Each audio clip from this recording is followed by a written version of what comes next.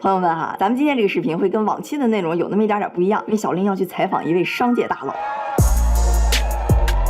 这哥们儿啊，还真挺厉害的。30岁的时候，不光当上了副教授，还已经2次把公司卖给谷歌，早早实现了财富自由。而且啊，他还特别受比尔盖茨的赏识，就比尔盖茨亲自请他去微软。可是小哥呢，偏不去，非要自己创业，结果还真折腾出来一个现在全球5亿用户的产品。这期视频不会像之前节奏那么快，但我是真心希望大家可以静下心来听一听。Oh, I heard you've talked to like Bill Gates for 45 minutes. Oh, Was that true? Yeah, multiple times. 今天的主角呢是多邻国的创始人兼 CEO 路易斯·冯安。多邻国是个语言学习的 App， 是全世界下载量最高的教育类软件，目前有超过5亿用户。它是2021年在纳斯达克挂牌上市的，目前市值65亿美元。咱今天就来一起看看哈，这个路易斯他作为一个创业者是怎么样从无到有、从小到大一步一步做起来的，也听听他对像个人成长啊、职场啊的一些思考。我先给大家简单介绍一下路易斯的背景哈，他是1979年出生在危地马拉，就是在墨西哥南边的一个国家。这哥们儿有一点那种天才型选手的意思。他是在卡耐基梅隆读的计算机的博士。咱知道卡耐基梅隆的 CS 在全美一直都排在前3。他不光在这儿读了博士之后还留校当了教授。2000年他刚读博士的时候就做了一个项目叫做 CAPTCHA， 这个好多人一听就是特别烦，因为它是那种人类验证工具，就一堆歪七扭八的字母让你去输入识别。但后来他特别聪明，就通过这个项目帮助纽约时报数字化了他们100多年的资料，然后顺便拿了纽约时报600万美元。其实这个 CAPTCHA 的项目最开始是因为要给雅虎去解决当时他们遇到的一个问题，但这路易斯呢当时也没什么社会经验，就连个公司都没成立，甚至把这个成果免费给了雅虎。You sold it to Yahoo? No, I gave it to them for free. I didn't occur to me to charge. If you do it again right now, would you charge them? Yes. Yeah, okay. Yes. 后来2005年的时候他又做了一个图片识别的游戏，哥们儿这回学聪明了，成立了公司，最后卖给了谷歌，结果又顺便赚了一笔巨额外快。I didn't even have employees or anything. That was in 2004. I sold that to Google, yes. Oh my God. How old were you then? Like 2004, I must have been 25. 到07年的时候他又在原来那个 CAPTCHA 的基础上改进，做了一个 reCAPTCHA。我相信这个名字在海外生活的朋友肯定特别熟悉，就是应用特别广泛的那个人机验证，每天在世界的各个角落会被用上上亿次。没想到吧，这玩意儿就是路易斯发明的。最后呢，这个 reCAPTCHA 又被他卖给了谷歌，具体多少钱咱是没查到但肯定是很多钱。用他的话说 Because I had sold the company to Google, I had more money than I ever needed. I was like curious, when you sold a company to Google, did you sign anything? For example, you have to stay at Google for several years, Yes, and then you do. you get the vested shares, That's things exactly like right. that. That's exactly right.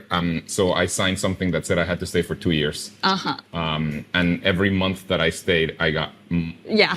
more part of the Yeah. acquisition. I ended up staying not exactly for 2 years, almost 2 years, for about a year and 10 months. 你看看这时候的路易斯不到30岁，在卡耐基梅隆当副教授，同时呢，之前那3次小项目让他早就财务自由了。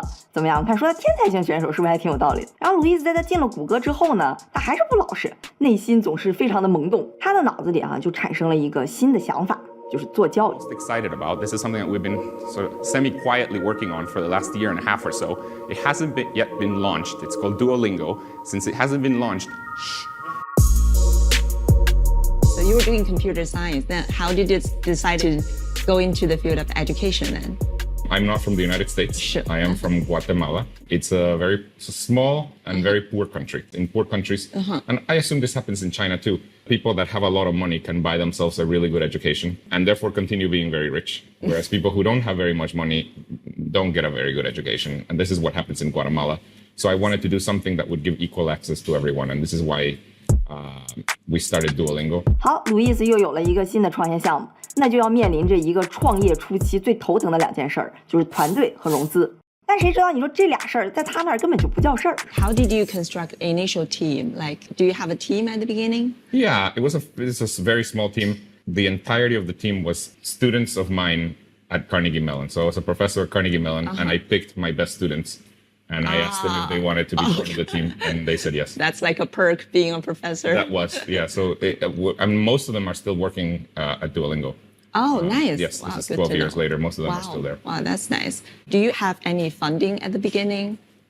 At the very beginning, we didn't. We were just working at Carnegie Mellon. Did you pay them or like? No, everybody was doing it kind of for free. But Oh. I would say a few months in, maybe 6 months in, We got funding from a venture capital firm. We got $3 million, which nice. at the time felt like a lot of money. And that's when we started paying people. So when you talk to the VC, like the app was free. Yes. So what's your business model? How did We you? had none. We had no You business. don't have- No, at the beginning, we just went and we told the VCs, look, I just sold the company to Google. I made a lot of money. Okay. I have this thing. It's free.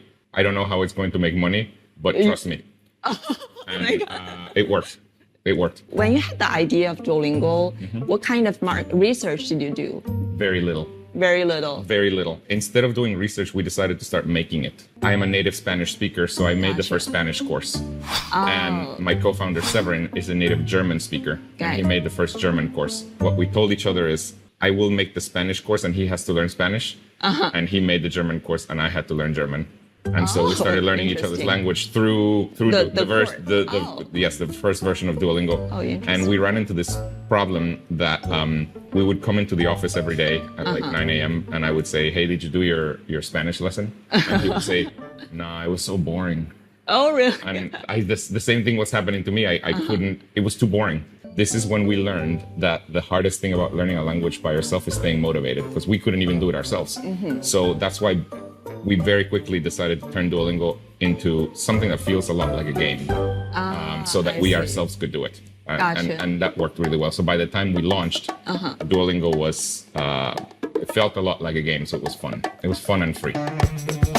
这是因为路易斯发现了学语言最大的障碍其实是无聊，所以呢，他从一开始就奠定了多邻国的风格，就是要特别的轻松有趣。整个 UI 设计就是个游戏，特别 Q。你明明在那学东西吧，但就真感觉跟打游戏过关似的。而且它每一关或者说每一节课也就那么3-5分钟，你就完全不会有学习这2个字给你带来那种压力。反正这是我用下来特别大的一个感受。我觉得这点吧，也是多邻国为什么能如此之快的普及的一个非常重要的原因。So how do you make sure it's like systematic enough for you to learn a language because it's all games? We do two things. We hire people with PhDs in second language acquisition. We've spent a lot of effort on actually structuring the courses so that they teach the easy grammar first, then the harder grammar, etc. And so we that's one thing we do. The other thing we do is we look at the data as people are learning. And if we find that too many people are making too many mistakes or something, we go and make changes. The way it works is in English-speaking countries, people want to learn a lot of languages.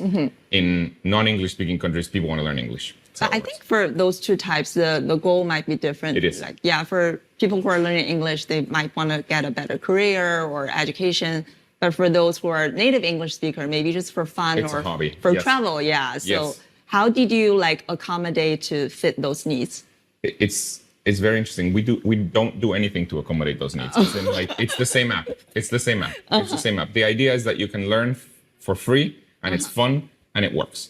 That's the idea. And that works really well for both types of users. But you're completely right. Can you tell us more about how Duolingo teach Chinese or Cantonese? We spent a lot of effort on teaching Chinese and Cantonese. I don't know this for a fact, but I assume we're probably the largest place where people learn Chinese in the world. Because for most every language, we're the largest Yeah, of course. provider for anything. And we're happy to have Cantonese for Mandarin speakers. So Mandarin speakers can learn Cantonese. So here, if you're in mainland China. I did that. Yeah, so I good. learned Cantonese with the first shrimp dumpling. Shrimp dumplings. Yeah, exactly. Yes. All the food. We try to do that for most course. We try to make it so that we do things that are culturally relevant. So if you're learning German, we probably are not teaching you about shrimp dumplings. We're probably teaching you about beer and sausages and cheese. 2011年11月，多邻国发布了测试版，可以说是瞬间走红。正式版还没发布，候补名单就已经有了30万用户。Within a year, we were the top language learning thing in the United States. I think the first time that I thought we really were going to succeed was in the year 2014 when Apple made Duolingo iPhone App of the Year. That was the first time I thought, okay, we'll probably succeed. So when you launch it, did you do a lot of marketing or you just launch it and people? No marketing, it just people, it was all word of mouth. That's how we grew. For the first several years, it was all word of mouth. And even today, we do some marketing today, but the majority of our growth today is still word of mouth. Oh, that's It's because people like the product and they tell their friends. Then did you get another round of funding or did you hire employees? We got a lot of rounds of funding in the US. We started in 2012, we got $3 million. Then in 2013, we got $15 million. Then in 2014, again, I think we had another $40 million. Wow. In total, the funding that we got was $180 million. And it keeps... Then just like you became a unicorn. Yes. I don't remember which year we became a unicorn, maybe 2016. You don't remember that? Okay. I don't remember the exact date, no. Yes. So was it a big thing for you or? No, it never was. It's not like I don't like money, but this was not my major motivator. And by the time I started Duolingo, because I had sold the company to Google, I had more money than I ever needed. So the idea with Duolingo was more of a passion project. It has turned out to be very profitable for everybody, but it was more of a passion project. 你看啊，这时候的鲁伊斯，他做了一个免费学外语的 app， 下载量很高，非常成功。可是作为一个企业，你下一步非常需要自然的去考虑的一个问题，就是该如何变现，是吧？你看很多互联网企业，你就比如说小破站，对吧？流量做的都非常成功，但是商业变现非常困难。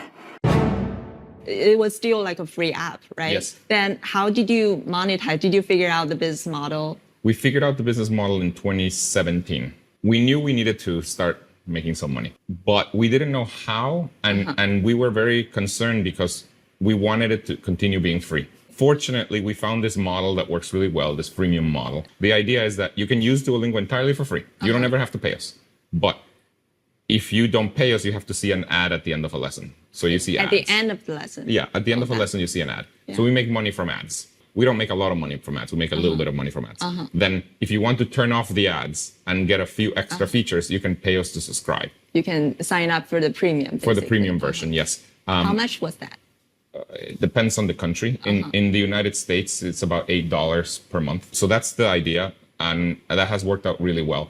About 7 to 8% of our monthly active users pay us to subscribe, have the premium version. Okay. The other 92, 93% use it for free. But the people who pay us to subscribe, the premium version, give us about 80% of our revenue. So the majority of our revenue comes from a small number of people that pay to subscribe. Gotcha. And the other 20 comes from the ads? Ads, mostly. Well, ads and this other project, which we should talk about, which is the Duolingo English test. 10% comes from the Duolingo English test, 10% comes from ads, and about 80% comes from subscription. 这么一来哈，多邻国就通过付费会员加上广告的模式，就解决了要兼顾免费和赚钱这两个本来挺对立的事儿。而刚才鲁伊斯提到的另一块业务哈，就这个英语测试，我个人感觉还挺有意思的。Just like the TOEFL or the IELTS, it's $60, which is much cheaper. 60. It's much cheaper than the TOEFL or anything, and it's entirely online, and you can take it from home, and you get the results, within a day. Pretty quickly. Is TOEFL still do they have online tests or? They do, but the majority of the test is still offline because they prefer people going to the testing center because they make more money from that. 哎，你可能觉得说，不就是个线上测试吗？它怎么就有意思了？哎，我跟你说啊，这个就取决于你站的角度。对于消费者或者说参加考试的人哈，那可能确实没啥，那无非就是多了个选择而已。但是要作为一个创业者，作为一个这个考试的举办方，你想过你现在要做一个考试，要去挑战托福或者雅思的地位有多难吗？即使像多邻国有钱有流量，但要想搞定这种考试啊，你想想，你要是没有点权威性，没有点门路，你说你怎么弄？我为什么这么说呢？因为我曾经真的是非常认真的考虑过要搞这么一种考试的想法，但是呢，就是因为难度确实太大，所以我就放弃了啊。这个有机会咱们之后再说。所以你就可想而知这个考试的难度了。那鲁伊斯他是怎么做到的呢？ When you launch an English test, you have to solve a few problems. The first one is you have to make a test. We made a test. It was a good test. The second one is you have to stop cheating. Yeah, exactly. Yeah. The way we stop cheating is we turn on the front-facing camera of the device and we have a human watch you take the test. It turns out this prevents cheating. You can Is it like people watching you taking the test or AI? It's afterwards. We record a video while you're taking the test, and afterwards they watch you while they watch the whole video of you taking the test. And then the third thing that you have to do if you start your own test is you have to get institutions to accept your results. Yeah, exactly. And that has taken many years. But at this point, we have about 5,000 university programs accept the results of the Duolingo English. 5,000? Yeah, almost any university that you've ever heard of accepts the results of the Duolingo English test. So Stanford and Yale and Duke and whatever, they all accept the Duolingo English test. Yeah. Did you approach universities first? Or you approach some other organizations? No, universities. We approached universities because I used to be a professor and I knew a lot of people. That's what happened. Yeah. 哎，你看看他是怎么说服那些学校的哈。 At first, no university wanted to accept the results because they're like, well, this is not reliable, etc. The first thing we did is we did a scientific study that proved that people who take the Duolingo English test versus the TOEFL The scores are very highly correlated. 你看到没有？它其实就是跟传统考试托福去类比，就是说，你看我的结果跟托福结果就没什么差别呀，对吧？我还在线上，我还便宜，要不你考虑考虑我。With that, we started approaching universities with the results of the scientific study and the write-up of all the security things. And we were very fortunate that one of the first universities that started accepting us was a very well-known university, Yale. Oh. They said yes. I think the reason Yale said yes was because for them, the English test was just like a cherry on top. The people that they accept are so good that most of them anyways already, they knew that they already spoke English. So it's just like a little extra thing. But the fact that Yale accepted it made it so that every other university thought, oh, Yale accepts it. Then, So they started, other universities started accepting it. Yeah, I guess the first one must be the most difficult one, right? The first one was the most difficult one, but we were very fortunate that it was such a highly ranked university that started accepting it. Yeah. And then by the time we had about 800 universities accepting it, COVID came. And when COVID came, all the testing centers for the other tests closed. That's a good news for you guys, I guess. And then all these other universities that didn't accept our test thought, well, I can't get foreign students, the TOEFL or the IELTS are not working. So they started accepting us. So we went, within a period of 3 months, we went from 800 universities accepting us to 3,000 universities accepting us because they all just, within 3 months. It was a combination of COVID and the fact that we already had 800 universities accepting us. So people thought, okay, this is good enough. That's what it was. How many employees do you have right now across the world? Between 700 and 800. Oh, wow. 哎，你可别一听说700-800人就觉得公司不大哈。我为什么哇哦呢？是因为700-800人相对于多邻国这个市值来比，那真的是体量非常小。你要知道啊，多邻国的市值是65亿美元，咱就拿一个跟它市值差不多的拿出来比一比，就比如 B 站啊。B 站的市值呢大概是57亿，就比多邻国还少一点。但你知道 B 站有多少人吗？有11000多人。当然啊，你肯定不能这么比，也不是说 B 站的人就不值钱。我只是想说，你能看出来多邻国它这个人效是非常之高的。Right now, you have the Duolingo English app learning like all different languages. You have English test and any other projects you're working on. Not only do we want to continue growing the impact that we have in the world, but we're also starting to teach other things. So we're starting to teach already. We're starting to teach math, for example. So there's a math app. I don't think it's available in China yet, but it will be soon. Yeah, when you talk about like pronunciation, one of the things I noticed that maybe in China or like other countries, people pay a lot of attention to like the accent. Yeah. But when I work in the US, I feel like the goal of language is to communicate. So people don't care that much about your accent. To what extent do you think accent is actually matters? Different people have different views. I have very strong views. For me, as long as people can understand what you're saying, that's all that matters. Especially if you're in the US. The US is very open to foreign accents. If people can understand you, that's great. The problem is when people can't understand you. Yeah, exactly. Then you really need to figure it out. But if people can understand you, I don't think there's a big, I don't think there's a need to do, accent reduction or anything like that. Sure. As long as people, so for me, the most important thing is can people understand you? When you talk about like recruitment, I think a lot of our audience are maybe still at school or at some point in their career. As someone you have interviewed and managed probably hundreds of employees, when you hire someone, what are the traits you're looking for? Well, the biggest one for us is that they are excellent at their craft, whatever their craft is. If you're an engineer, you have to be excellent at engineering. Gotcha. If you are, a marketing person, you have to be excellent at marketing, etc. And we test for that. But then we also test for other things. At Duolingo in particular, we try really hard to hire people who are kind. Kind. Oh, okay. Yes. How did you tell, like from an interview or? You can tell. It's like it's not perfect, but you can tell. So I have a really good story for this. When we hired our chief financial officer, our CFO, which is a very important role. It's kind of the second most important role in the company after the CEO. We were interviewing a lot of people. There was another person that we were about to hire. They had a really excellent resume. They passed all the interview. We really liked them. But what they didn't know is that part of the interview was the driver that drove them from the airport to the office was part of the interview, and they didn't know that. Oh, wow. And they were not nice to the driver. And we did not hire them. Just because of that. But that person was very nice to me. Of course. They were very nice to me. You they made the decision, super nice right? to me. But we don't want to hire people who are not nice to somebody who may report to them or something like that. And we actually turned them down. And it was a hard decision because we had been looking for a long time. This person had a very good resume, but we turned them down, and I'm very happy with that. So I think we tried really hard to hire people who are kind. Did you plan it? Like, I mean, the driver was part of the interviewer? Or? Yeah. We don't do that for, if you're a first year engineering grad or something, we may not do that. But for very important roles like that, everything is part of the interview. Even, the person that greets them at the office, we want to know, were they nice to you? 所以你看，你下回就要去面试，一定要注意每一个细节，就对 everybody 都要非常好。So if you're looking back to maybe 20 years ago, like what advice would you give the 20-year-old Luis? Really, the majority of my job is dealing with people. I see. And I should have gotten better at dealing with people earlier. I didn't know the very basic things about how to manage people. The first time I had to fire somebody, they didn't understand that they were being fired, and they came back the next day.